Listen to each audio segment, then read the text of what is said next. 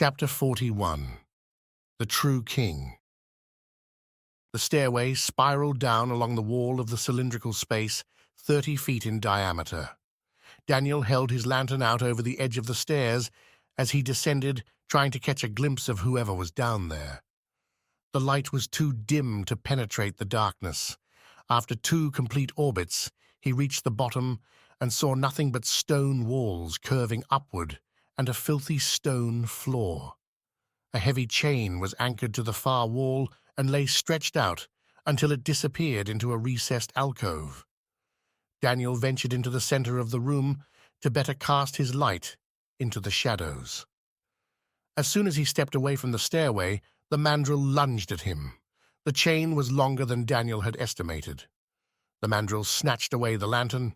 Daniel stumbled backward and dropped his spear. The prisoner held the light up to get a better look at his visitor. Daniel scrambled back until the advancing mandrill reached the end of his chain. A heavy black iron collar around his neck pulled the thick chain into a straight line, vibrating in a frequency too low to hear. "Who are you?" he growled, slurring the words together.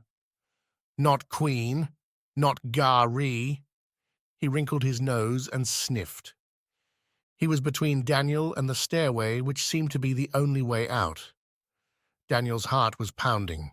He swallowed hard and collected his wits. This mandrill was as brightly colored as the one they encountered at the library, but some of the brown fur was tinged with silver. This one was older. You speak English?" asked Daniel, shaking. "I speak," said the mandrill.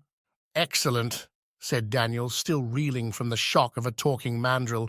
I'm not here to hurt you." "Free!"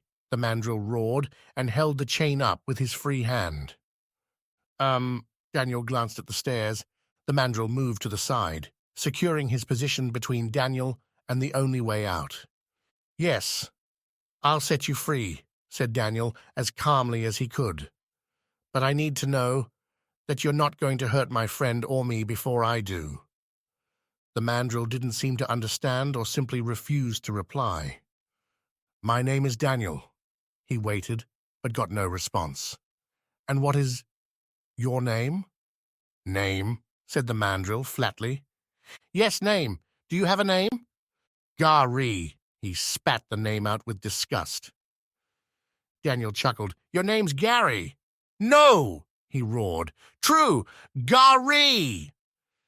Daniel struggled to understand what he meant. "You're the real Gary." He folded his hands together and tapped his lower lip with both index fingers as he paced. "And Gary's the king, according to the Mad Queen. That's it. You're the king, the real king, the true king." "True king," the mandrill confirmed. "Very good, true king. Now, what can you tell me about he pointed up at the ceiling, the queen or whatever up there? How did she get here?" "Queen came." "Yes, the queen came. How did the queen come here?" He seemed perplexed by this question. "Walk." Daniel sighed. "All right, she walked here, and you don't know how she arrived in this world. I assume she was with someone named Gary?" At the mention of the name, the king pulled harder against the chain. "Gary killed people, burn trees, chain me." "Sounds like a perfect match for the Mad Queen," mused Daniel. "I've got some good news for you about Gary. He's dead, probably a rattlesnake." "Gary dead?" said the king, taken aback. "Yes, assuming there aren't 2 human beings on this world wearing boxers and cowboy boots. Yes, he's dead. Now, the queen doesn't know this yet. It might be best if we kept that to ourselves. She's a little unstable as it is." "You kill Gari." "No, I didn't kill him. He was already dead when we found him, and for a while, by the look of it." The king threw his head back and howled. Daniel covered his ears with both hands until he was done. When the king had finished his reverie, he said, "Now kill Queen." No, I'm not killing anyone. I mean, she may deserve it if she helped in some kind of genocide, but that's not my call to make. I wasn't here. I didn't see what happened. Not like..." He trailed off as his mind went to Mrs. Washington. Vogel had killed her right in front of him without a thought, and tried as much with Madison. "Kill Queen!" shouted the king. "No," said Daniel firmly. "Now stop saying that and let me think. My friend and I need to find a way back to our world, and I guess you want to reclaim your throne. The Queen needs a prescription at the very least." He paused. How did Gary and the Queen kill the people? Did they have a weapon? "Touch! Kill!" "Just like Vogel," muttered Daniel in disgust. "Did the Queen kill the people, or was it just Gary?" "Gary killed first.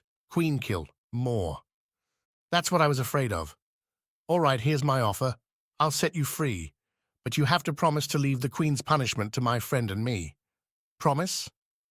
"Daniel punish Queen," insisted the king. "She'll get justice, but not right away." "Justice," said the king. He sounded confused, but his face betrayed no emotion, and Daniel wondered if the mandrel's face could show human expressions. This one certainly didn't. "Yes, justice. It means punishment for a crime. Punishment for doing a very bad thing. We'll take her away from here, and you won't have to worry about her ever again. Fair enough?" "Free." He sat on the floor and held the collar up in Daniel's direction. Daniel approached him and examined the lock on the collar. It wasn't a solid ring, but two halves, hinged in the front and padlocked to the chain in the rear. He drew his lock-picking tools from their hiding place in his belt and set to work. "How did you learn English?" "Listen, talk." "She comes down here to talk to you?" "More now, less before." "Ah, her husband's been gone a while. She's getting lonely. I'm afraid my friend is curing that as we speak." Daniel's hand slipped and brushed against the king's neck. He winced. When he realized he was still conscious, he looked surprised. "Touch not kill?" asked the king. "No, not from me it doesn't," said Daniel. The king cautiously reached up to place his palm on Daniel's cheek. Daniel willed himself not to recoil.